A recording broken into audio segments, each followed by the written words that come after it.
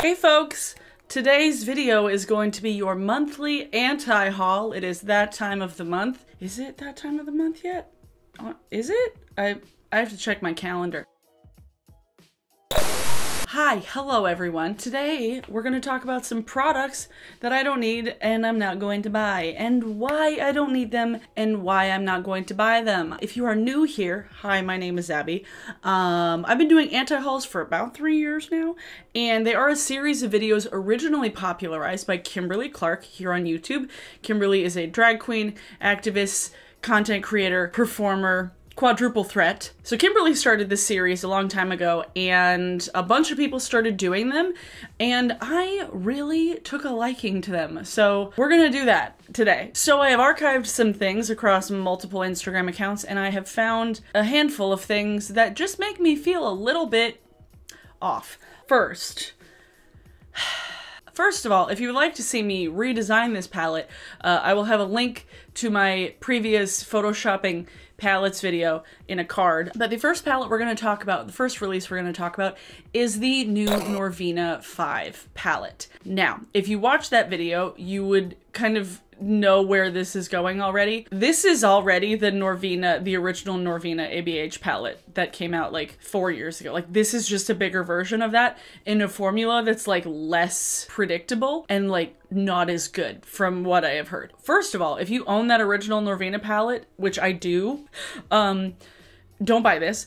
Also, Norvina, how many times have you put out a palette that is so large where the majority of the bright colors are purple? It's like, we get it. You like purple eyeshadow. Come up with something new already. Like, granted, I'm not really checking for ABH lately anyway because I'm not buying from them. Actually, I need to... Anybody has a good recommendation for a taupe brow gel, like a pigmented brow gel? Let me know in the comments down below. But like one with no red in it. Like, I need like a pure taupe brow gel. Anyway, yeah, so this Norvina 5 is big and unnecessary and a repeat palette from plenty of things that she's come out with already. Like, 2 of these other Norvina palettes that she's already come out with were so heavy on purple eyeshadows. What? How many purples do you think we need, Norvina? We have enough. We have enough. So I don't need this. This is not getting me excited. Really, is anything from ABH getting me excited lately? No. The actual neutral shades in here are all so similar toned that, like, they're, with how big it is, there's not a lot of actual different looks that you might be able to get from this. A lot of the looks would look very similar, which you can get from like a 5-pan palette or like a few singles. Next, this was another palette that I redid in my photoshopping video. This is the Colourpop Your Golden palette, which is so similar to the... What's the palette that came out? It was a Kathleen Lights palette that was like the same color, that was like kind of gold and kind of green. Ooh, what was it called? I'll have it on the screen here. Colourpop recycling shades, recycling palettes. It's the same color story, just made slightly larger. There's nothing new that Colourpop is coming out with. Nothing. There's been a handful of things that they've done recently. The Barbie palette actually was like kind of cute, but like this is a snooze fest, and it's not for me. I wonder if they just assumed that people wouldn't remember that that palette came out, but like, we remember Colourpop. We do. The North remembers. Yeah, I don't need that. Don't need that. Okay. Next. KVD vegan beauty. Just something KVD vegan beauty. But they have this Planet Fanatic palette, which... not a bad name, honestly, like not the worst name for a palette, especially if the theme was like earth and green and recycling and like, I don't know, Captain Planet, I don't know. Like, it's a concept that they could have done something cool with. It doesn't quite match with what they're trying to do now with like this whole tattoo inspired beauty, which they can't come up with a clear direction. It's like, oh, it's tattoo themed, but it's also like green and earth friendly, even though this palette is plastic. You have a Planet Fanatic, earth conscious, earth friendly palette theme, yet still made out of plastic. What isn't connecting here? There's a fine line between having things that are themed around, like, being environmentally friendly, but then, like, using environmentally friendly stuff as, like, a marketing ploy, which is what we call greenwashing. One planet, one pallet, 13,000 trees planted. When we say we're planet fanatics, we mean it. To root our Planet Fanatic palette in real positive change for the planet, we partnered with One Tree Planted, an environmental charity dedicated to creating a healthier climate through global reforestation. With their help and our donation, we've guaranteed that at least 13,000 saplings will be planted. Was one pallet one tree? Like, I doubt that one pallet was one tree, because that meant only 13,000 pallets were sold, which is not that great of a release for a mainstream brand, but I don't know. Because it's plastic. Like, plastic, what is the plastic made out of? If you're gonna tell me that something is 100% recyclable, what is the plastic made out of? The whole thing kind of confused me, and also, like, the colors weren't even that special looking. It was kind of like, This just seems underwhelming across the board, and I don't need it. I want KVD to succeed, like any other charitable thing. If you really believe in, like, environmental causes, if that is your thing, like, if that is your thing to stand on, like, just go donate or volunteer with those charities. Like, you don't have to buy an underwhelming palette. I'm just baffled. I'm confused. Oh boy. Next, the new Kylie Baby kind of weirds me out for the same reasons that I talked about in my last rant, talking about people exploiting their kids for money. That's literally what this is. And it was weird because when I saw the collection announce that it was going to be called Kylie Baby, I saw people saying, like, why didn't you just call it the Stormy collection? You wanted her to use her child's likeness even more? What? I'm all for expanding your businesses, but it's just, it weirds me out when people essentially create entire brands themed and inspired by their small child that is not going to be getting any of the direct profit from it. I don't know.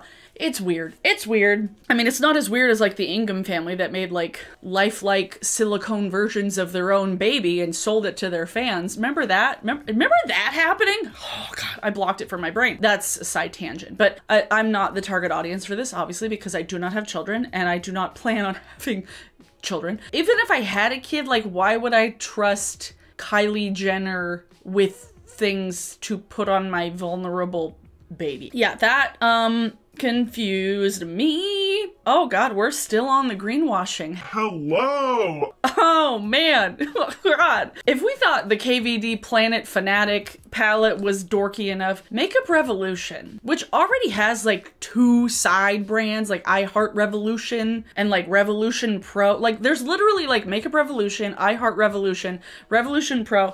Now they have Planet Revolution, which is an entirely new side brand that they are marketing as their eco-friendly brand. So their way of being more eco-conscious is to make more stuff in a different brand, but still make their other things, when they could just maybe change some of their practices. I don't know. It just seems like the most bizarre choice to be like, yes, to be eco-conscious and to be earth-friendly, we are going to make more palettes and more products that are pretty cheaply made and put out way too often, so that people who want to be earth-conscious and want to be eco-friendly and want to be more green, clean and green, will buy our products also. So all they're doing is just trying to grab at more consumers who are more conscious of that stuff. That's all they're doing. Like, they're just putting out an entirely greenwashed collection to gain more consumers. Ha! No, I don't need any of the, what? Making an entirely new brand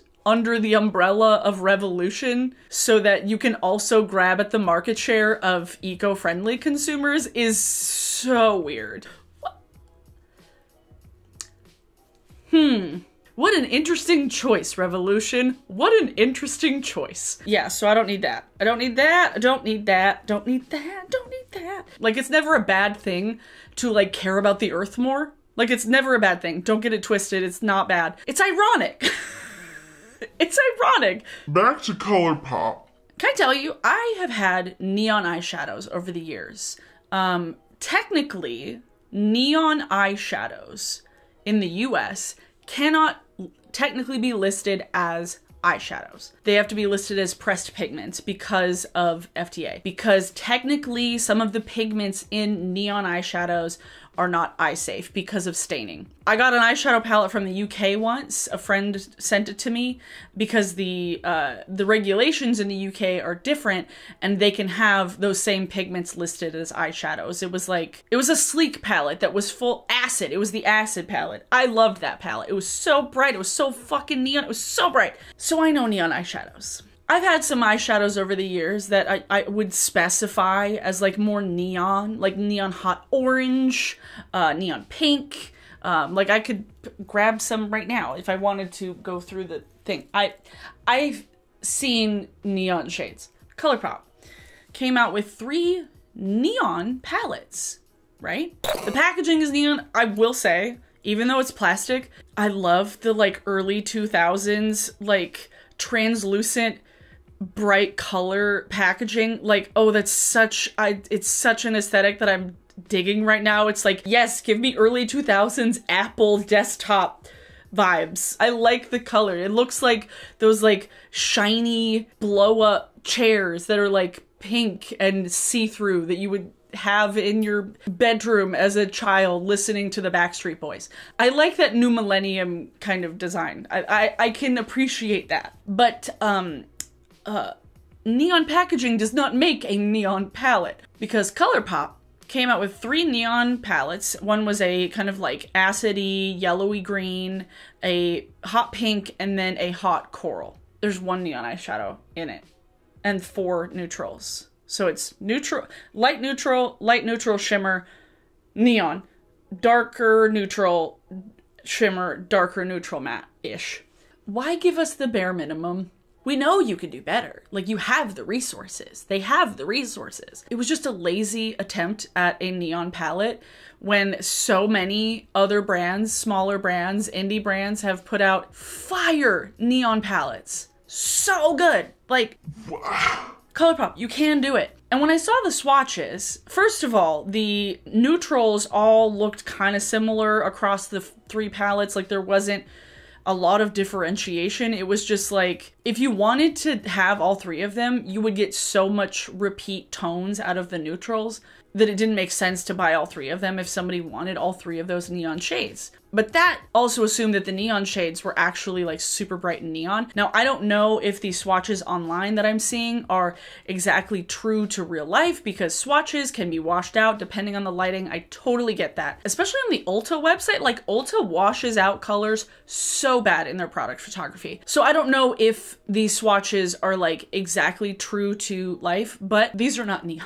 That yellow is so chalky looking. It doesn't look pretty. The pink isn't even the brightest pink I've ever seen. The coral isn't the brightest coral. They don't even look that neon. I mean, they look neon juxtaposed next to the browns, I guess, but it just was a whisper of an attempt on Colourpop's part. When I saw those, I had so many people tag me and shit on Twitter. They're like, ready for you to roast these? I'm like, let me put it down in my notes here, because yes, I don't need these. I don't need these. Oh my god, there's so many good neon, there's so many good like neon pigments. I'll admit it, like, it's cute packaging.